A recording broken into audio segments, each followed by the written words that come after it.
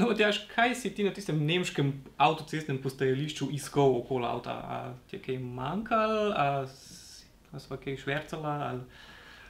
Mogoče sva, ampak tega ne bova povedala. Ne, ti novi avti imajo zdaj toliko enih tipal, kamer in vsega, da sem šel prav malo pogledat, kje je ta najen testni fokus vsemu te pripomočke, ker pač noter za volanom sva imela kar nekaj pomagal, ki takole vozniku sploh recimo na avtocestah kar prav pridejo. Ja, to smo ugotovili, da te danes že res avto gleda, pa ne samo tebe, ampak še cel promet v tem fokusu.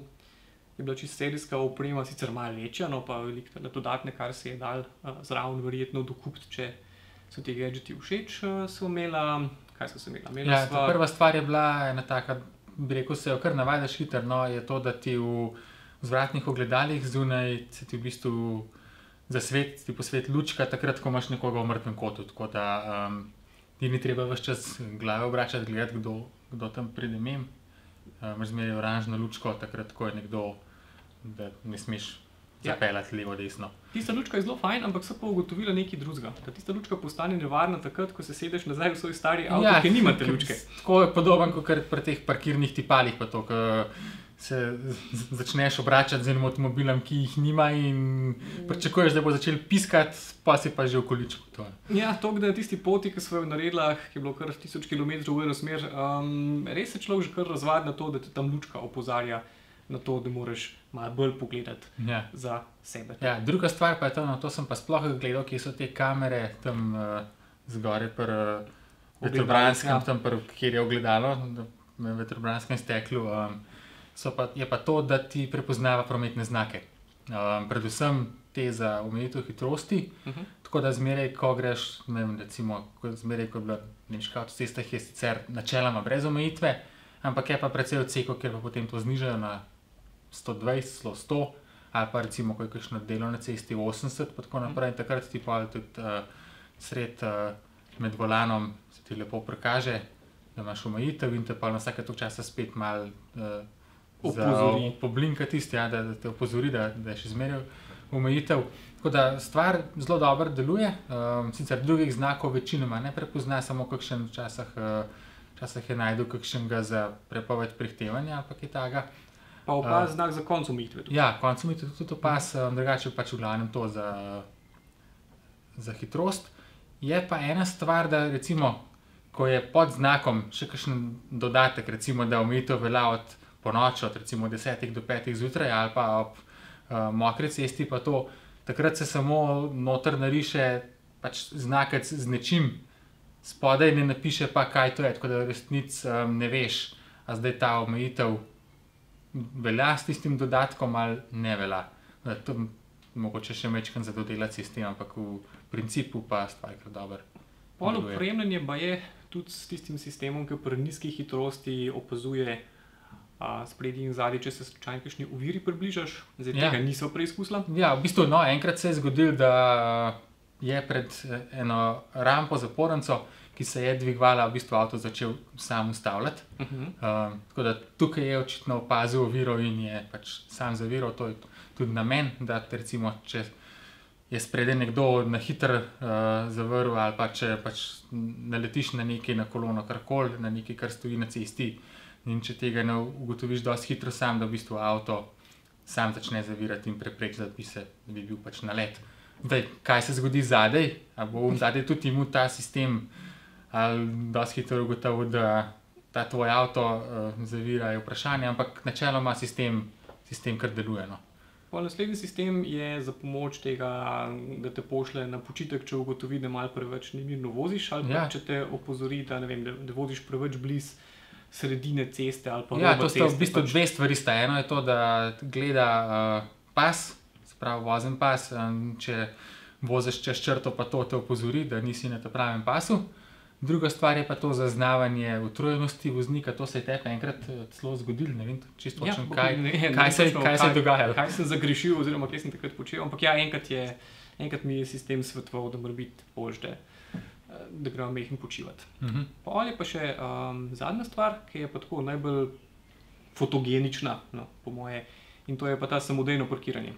Ti avtomobilu določiš, a hočeš parkirati bočno ali hočeš parkirati pač vzvratno, na 90 stopinj ali pa bočno, in pol deluje sicer na eni strani, samo na desni, in se pač peleš mimo parkiranih avtomobilov in ko zazna enkrat dosti prostora zase, ti reče, aha, zdaj se je pa začel postopek parkiranja, in ti reče, da se pa še majhen naprej zapel, da se pa ustavil, zdaj pa daj vzvratno prestavo, in ti imaš samo takole roke prekrižene in volan se tako sam vrti in te samo vodi. Moraš pa imeti nogo na plinu, verjetno, ali tudi ne. Ja, moraš imeti, ampak to pa zaradi tega, kar sem mislim, da lansko leto pogovarjala v Barceloni prav z enimi razvojniki avtomobilskimi, ki so rekli, da načeloma tehnologija danes že omogoča, da bi ti sedel ven, tako da bi stopil ven z avtomobila, pa samo da bi bil hkrati s ključem zakleni, bi bil ukaz zakleni in parkiraj. In avto bi lahko popolnoma brez voznika že sam zaparkiral noter, ampak je problem, ker so vsi prometni zakoni napisani na to, da voznik vozi avto.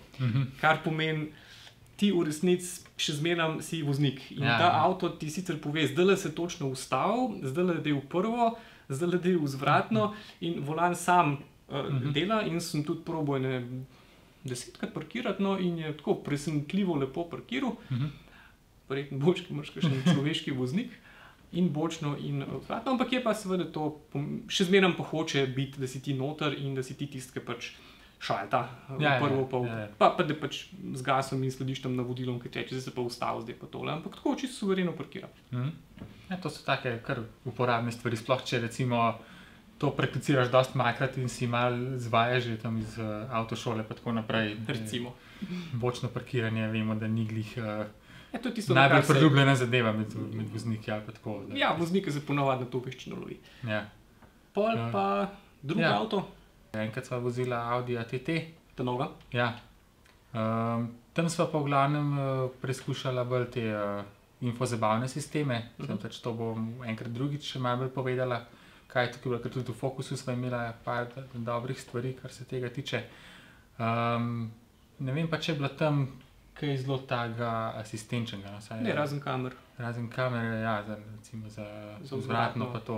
Ja, pač. To niti ni bilo. Ampak vzvratna kamera je načeloma bolj uporabna. Sploh, če je to pa tisto, kar si ti enkrat že pravil, ker smo pa ugotavljali pol na posnetkih, ti si videl tam na avtosalonu, da imaš pa tudi že v teh najdražjih avtomobilih so pa že toliko napredne kamere, da očitno uporabljajo sistem večjih kamer okoli avta, plus zmogljivega softvera, ki posnetke iz kamer sestavlja. Ja, tudi to so že v bistvu. Ja. In to je pa zelo zanimivo. Tudi celo pri kakšnih niti ne toliko dragih avtih, no, tam nižji srednji razred se že tudi kaj podobnega, sicer je malo bolj osnovno, ampak pa v boljših modelih izgleda še veliko boljše, ampak ja, znajo zelo dobro že združevati, gledati na vse konce, kje si in ti pa to vse skupaj dati na ta glaven zaslon, ki je tudi že kar velik, pa tudi dobra razločljivost, tako da res dobro vidiš. Ja, skozi več tudi tega, da se ta glaven zaslon, da se majčkeno proizvajalci poslavljajo od tega, da imaš ti še zmeraj navadne števce, pač na kazalce, in da je pol nekje ob strani pa večji zaslon. Sem videl tudi določene izvedbe, kjer je vse samo še zaslon. Da je cela sprednja armatura. To je bil ta, recimo, TT je bil tipičen primer tega, ker niti tudi tega zaslona na sredini armaturne plošče sploh ni več imel, ampak je bilo vse tukaj pred voznikom, ogromna zadeva tam vmes in zelo prilagodljiva, ali ti kaže števce, ali ti kaže čez celotno, recimo, navigacijo. Pa čez navigacijo števce ti jih malo umakne. Tako da je dejansko res ta multifunkcionalen zaslon počasi postaja realnost in tudi v smislu asistence res je uporabno, zato ker imaš hkrati na enem zaslonu vse avtomobilske komande, hkrati vsa obvestila, navigacijo v takem zelo širokem in velikem pogledu in še kamere v širokem in velikem pogledu. To pa počasi tako. Že za varnost je to kar v redu, ja. Zdaj, kar recimo sem jaz pogrešal v obeh teh dveh avtih, je bil radarski tempomat. Tudi ena stvar, ki je zdaj že v kar dosti avtih vgrajena, ali pa mogoče dodatna oprema, pa niti ne toliko draga. Tako da ti v bistvu prilagaja sam razdaljo, hitrost, ti samo nastaviš, hočem se peljati 140 po avtocesti recimo. Dobro, da me ne bo kdo obtožil, da zdaj propagiram prehitro vožnjo, recimo v Nemčiji, ali pa tudi pri nas, če ste recimo prepričani, da števc za tistih 5-10% laže, se lahko 140 po števcu peljete. In potem, ko se nekdo recimo najde, pa vam skoči pa skoči pred vas, potem ta tempomat zna sam uravnati, da to zniža, da se spet za njim lepo pelete in ko se pač ta umakne, gre spet nazaj na 140 sami. To je pa že tako zelo, če imaš še recimo avtomatski menjalnik, je to že zelo blizu tega avtonomnega samovozečega avtomobila, ko v bistvu res samo še volan moraš držati. Pa še to počasi. Ja, vse ostalo pa avto dela sam. Tako da izkušnja je bila pozitivna. Lahko rečeva, da kar nekaj teh asistenčnih sistemov je že kar uporabnih. Definitivno marsikakšen voznik bi bil hvaležen res za te opomnike na leta. To je uporaben, zaradi tega, ker res mi gre, da se ti kdo tam pokaže. Pa recimo tudi mislim, da ta sistem tudi gleda tako, da če ne vidiš zadaj, recimo, ko greš iz parkirišča ven. Ja, to pa tudi recimo tudi tukaj je kazali, ja, ker recimo si dal vzvratno, pa si hotel ven zapeljati iz parkiranega prostora, ti v bistvu kaže, če imaš nekoga, ki prehaja v bistvu, da ti bo sekal pot. Ali avto ali pešč. Ja. To, da ti ta zadnji pregled je kar dober, zato ker itak poznamo to, kadar hočeš tako nazaj iz parkirnega mesta, ponavadi ne vidiš točno kam. No, recimo BMW je tudi že kazal prototip avta, ki ima tolkinih kamer, pa ti palo okrog in okrog, da odkoderkoli bi se ti nekdo pripeljal ali pa bo avto zaznal, da se bo lahko na kjerikoli strani zaletel, v bistvu začne sam zavirati in se pač poskušati izogniti na vse možne načine. Je tak 360 pogled praktično. Ja. To so kar dobre zadeve. Tudi to, recimo te prometni znaki oziroma to opozarjanje na omejitve je fajn, ker včasih res malo spregledaš kakšen znak in pa vidiš tam sredi, aha, imam pa zdaj 120, moram hitro. Je pa res, da to tudi navigacija zna. Tudi načeloma ima navigacija noter že podatke o tem, lahko so pa njih pred 2 mesecema malo spremenili te znake, pa tega v navigaciji še ni v tem zadnji nadgradnji, ki jo imate gor. To je kar nekaj teh pomočnikov uporabnih in tudi ko uporabljate enkrat malo bolj tak napreden avto, res približno vidite, kakšno bo čez 10 let verjetno prihodnost teh bolj avtonomnih vozil, kakor je Matjaž rekel, če dodate vse te gadgete in hkrati še tisti tempomat, pa tole res nimate več kaj. Ja, pa tudi veliko dela. Tudi pol vidiš, ko greš iz tega avta, ki je malo bolj starejšega, malo bolj običajenega, da tako rečem, kar pogrešaš kakšne stvari. No. Ja, to je tako, ker pri vsakih tistih gadgetih, ali pa ne bo to računalnik, velik monitor pa telefon. Dokler imate te starega, ste prepričani, se itak nekaj posebne razlike. Vse dobro, fajn dela, super je, ampak pa vidiš pa, da je še nekaj možnosti za napredek. Je pa res, da to še nekaj časa verjetno, čeprav vse proizvajalci počas malo premikajo, ampak ja, tudi te dodatki se skozi bolj cenijo tudi bolj osnovne modele in bolj osnovno opremo, tako da pričakujejo, da čez par let bo veliko teh stvari verjetno. Najbrž vsaj v ta najvišjemu razredu opreme bi moralo to biti noter.